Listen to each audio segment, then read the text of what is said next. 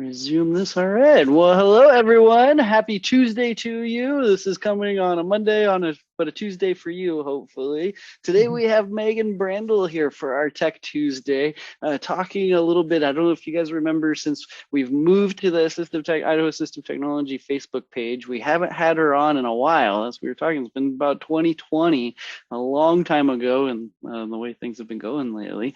But we thought we'd have Megan on with us to talk a little bit about her Open Arms dance project that she puts on, and this upcoming performance we have April 28th. We've got some really cool things that are coming along around in Boise, and we always like to share information, not always tech specific, but we're always talking about disabilities and assistive technology in some way, shape, or form. So we thought we'd have Megan with us today. Megan, thank you so much for joining us. How are you doing? I'm good. I'm very busy right now. We're 10 days away from the performance, and I'm the one employee of Open Arms Dance Project. So I'm the artistic and the managing director. So I just do it all, but I have a super supportive board, and they're always helping me in lots of ways. So Trading hats nonstop, huh? yep. Well, tell us a little about Open Arms Dance Project. What you guys have coming on? Exciting stuff. Yeah. So, at the beginning of the pandemic, we've been around for 13 years, but we became a nonprofit in March of 2020.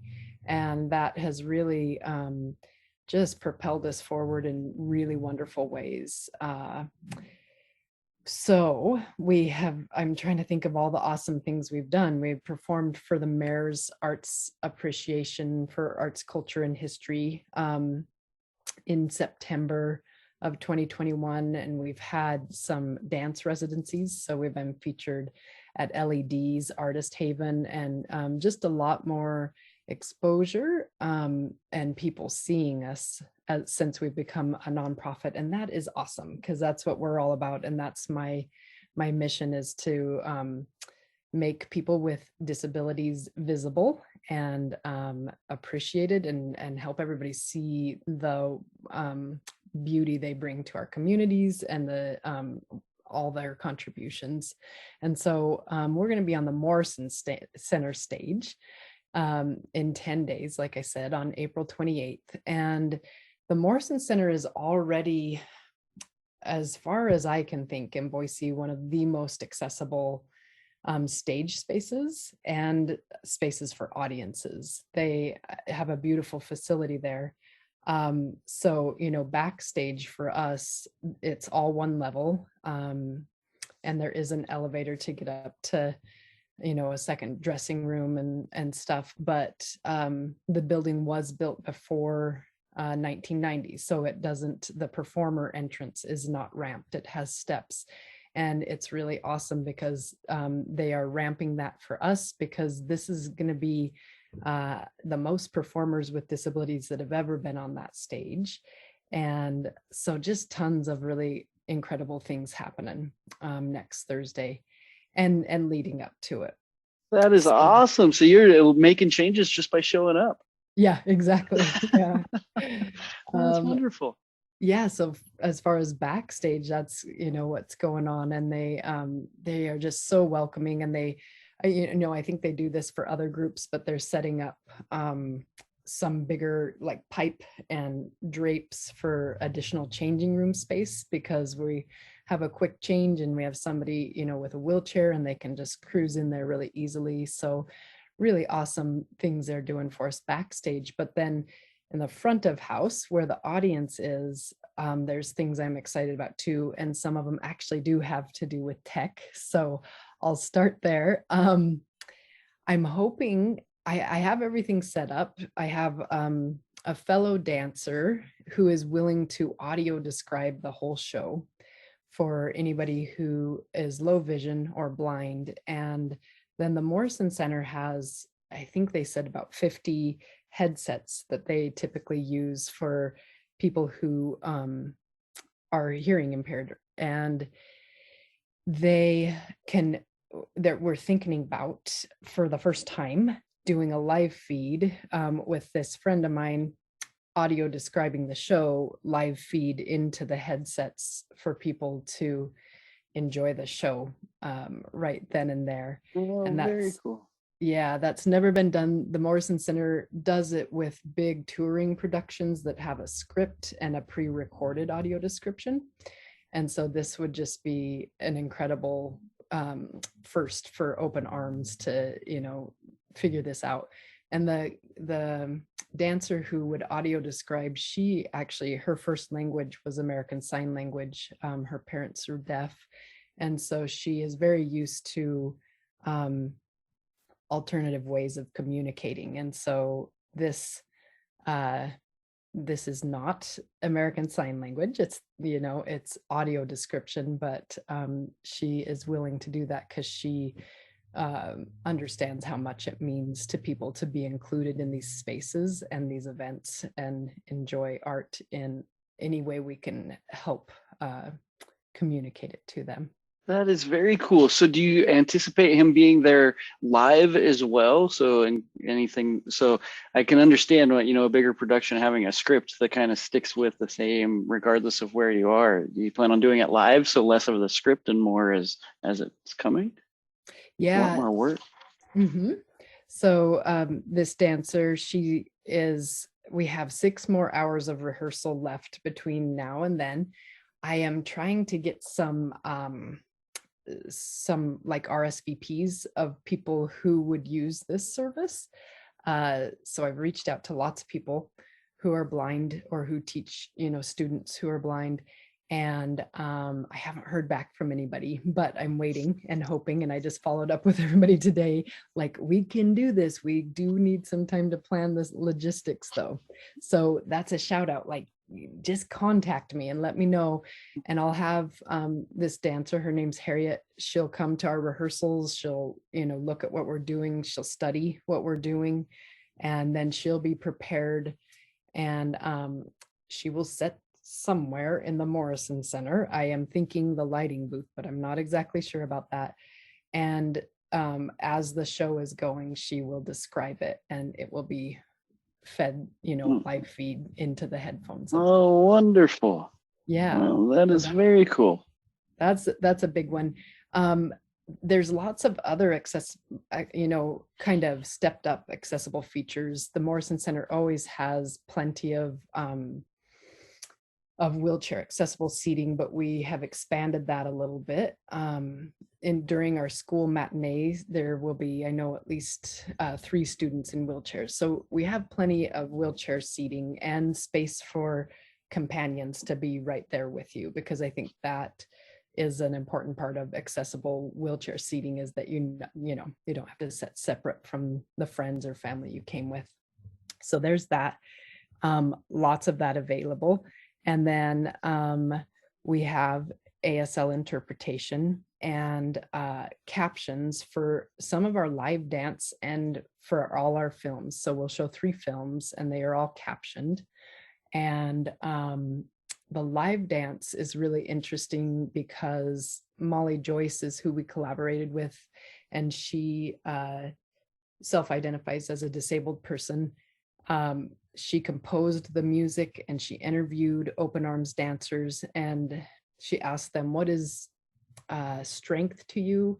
What is care? And what is interdependence? And so their answers are part of the soundtrack. And as we dance, there are captions above our heads so that their words are captioned. And I think that dance speaks louder than any language ever can. And so we then are embodying those answers and those topics of what is strength and what is care. And we are, communicating through our movement more than I think ever could be communicated through words. And so that's a really beautiful live piece that is fully accessible in that way. And then I have this list I'm looking out. So, oh gosh, yeah, there's this. So we have a film, and it won, and you can just pause it stop me if you have any questions. It's fascinating, and I remember us talking about this last time we had you on, and just interpretation, right? If there's no words that are really going with the dance, right? It's a whole different way. You don't need captions for dance, right? Yeah. But at the same time, you don't want to make sure that you're including everyone. It's an interesting topic in regards to accessibility and art in general. Yeah. And this, I'll go back to that. It's called Perspectives, the piece that has live dance and the captions above our heads. And some of the dancers who were interviewed don't speak clearly because of their disability. And so the captions are really useful to clarify what's being said. But then as the artist, I'm like, just like I told you, but I think, our movement is saying so much also, Exactly. in addition. So it's just an interesting topic. I was thinking about that. It's the small little minutia that go into accessibility in general when we're talking about this topic. yeah. Very cool. Very And interesting. for that one, I've asked the captions above our heads can be really crisp, bright white, and kind of demand your attention more, and your eye will kind of default to those, because that's kind of what we're, I think, trained to do, is that the words hold the meaning.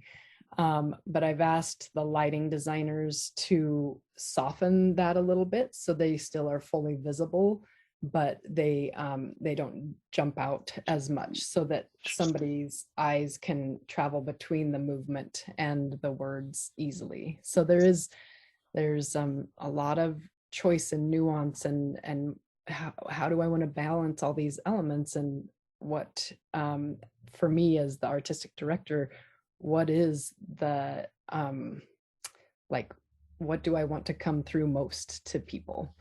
And so in one of our films, So Much Hope, I chose to start the captions of the music later in the film, because I felt like seeing each dancer was the most important thing, and to really just see who they are.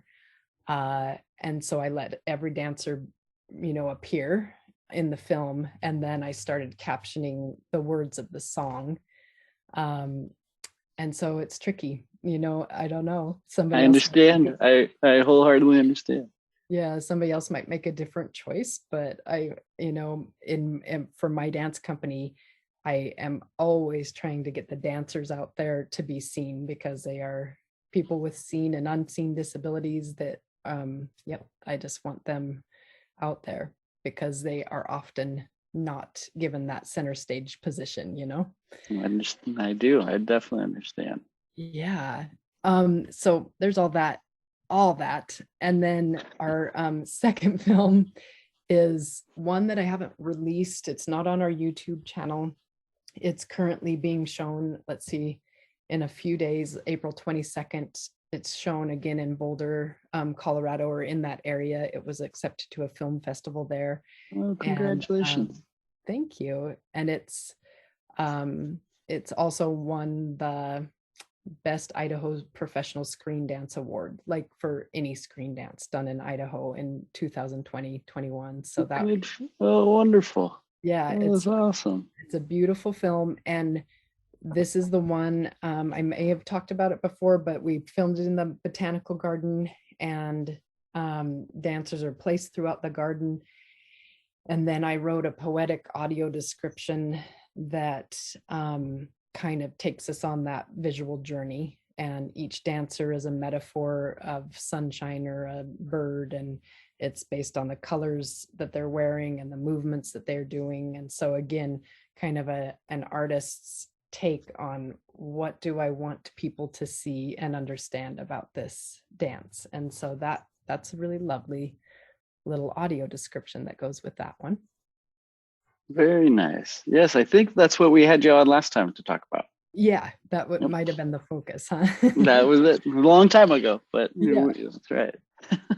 Yeah. Very exciting. Well, that's great. It's so cool to see, and we'll be sure that we include links to everything.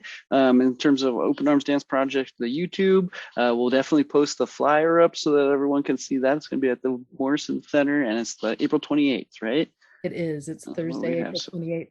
And Nick, I don't know if I sent you this, but there's also a registration place for teachers to bring their classes on a field trip. And it's a little late for bus planning maybe, but maybe if somebody hears this, they can do it real quick, because we have this beautiful study guide that students will get information about disability, people with disabilities, different types of disabilities, and it will prepare them for coming to watch our show. So it's this really lovely educational package that teachers get. And then also we are offering $5 tickets for anybody with a disability. And so Wonderful. I didn't know about the first part. We can include that as well. That's awesome. Definitely good information to know. We're a little bit behind. Lane had a whole bunch going on, but I just let her in too, in case, Lane, you want to say hello to anyone. We don't want to not include you if you want to be included. It's almost like we have life going on. But this is great news, and we'll definitely include links to all this stuff and the information. Absolutely. Cool. Hi, Lane. Hi, Megan. I'm so glad we got to connect and do this today. I'm really excited about this project. I'm still crossing my fingers I can make it. So, yay. Yeah, this is definitely a great thing that Idaho offers that we have access to. It's very cool, and definitely like we were talking about in the world of accessibility and inclusion, those little pieces and small parts of the world that we have. It's great to see. That's for sure. Great to have. And a big or the reason we are at the Morrison Center with all these different accessible elements at our fingertips, like accessible seating and the space to and the equipment to do live audio description and everything is because the Morrison Center Endowment Foundation saw that need and saw the importance of what we do, and funded us to be there. And then the Morrison Center staff and crew has been so supportive. And in fact, it's really incredible because this Thursday they invited myself, and I have 3 Open Arms ambassadors who all have different disabilities, different expressions of disabilities. So 2 of them have cerebral palsy, 1 walks with a cane and 1 uses a wheelchair, and then a third it has unseen disabilities. And they talk about their perspectives, and the 4 of us are going to go to the Morrison Center and talk to staff and volunteers who will be working our show, and then also just staff and volunteers who may not be working the day we have our performance but still want this training, and we'll kind of talk through a lot of the stuff that I've told you, and just try to help everybody learn a little more and open their awareness, and more than anything want to learn more, like become curious about accessibility. And so that's going to be a really fun day. That is very cool. I really like that, taking that step further in accessibility in art too. And that's just this this underlying thread that continues through it. It's definitely outside of my world. That is your world, the whole world of art, and it's great to see. It's very awesome to think about that accessibility from not just assistive technology all the time or website accessibility, right? That Lane and I tend to talk a lot about. But there's a whole other parts of the world around us that we don't think about every day. Yeah, sorry, I jumped in there because I got excited. You said it's a thread that ties everything together, and that's the name of our show. But just for that reason, like threads that connect us. And, yeah, I agree. It's very, very cool. I love it. That's for sure. I think Lane's in the same boat as me as well. Yes. Yeah, I really love just seeing the inclusion everywhere, and a lot of that is facilitated through access and accessibility, whether that's in the built environment or the in the physical space or in our digital spaces. But a lot of it all just comes down to our social environments, and awareness is huge. So it's a really fantastic opportunity you and the ambassadors have to also train the staff who will be creating and supporting that inclusive social network. That's awesome. Yeah. So again, you're doing awesome stuff over there, Megan. I'm really excited to see this and to see where that level of awareness goes, because I think seeing it in art oftentimes gets people thinking about their real life too. Mm-hmm. If it's possible in art, maybe it's possible in my real life. So yeah. And yeah, one of the parts of our show, and then a link that I sent to this staff, staff and volunteer, is this Molly Joyce collaboration that I already mentioned, Nick, but she interviews people with disabilities. It's called Perspective. And then she composes a piece of music and includes their answers to her questions in the music. And so I think that's a lovely way to broaden your perspectives, to understand more than just your own experience. And it's through music, and it's kind of this lovely artistic presentation, but it really, I think art has an incredible power to drive awareness and social change. So, and I didn't even mention our Upstander anti-bullying thing. That's in the show too. So you just need to come. You just have to come to the show and see all the things we've been up to. But there's that whole, that has included our ambassadors going to second grade classrooms and talking to them about disabilities, and just, like increasing that awareness and compassion all around. So. Very cool. We will definitely plug you. Spread the word as much as we can. That's for sure. Thank you. Very cool. Thank you very much for coming and talking to us today, Megan. And happy Tuesday, Monday to Tuesday. Happy Tuesday when everyone will be watching this.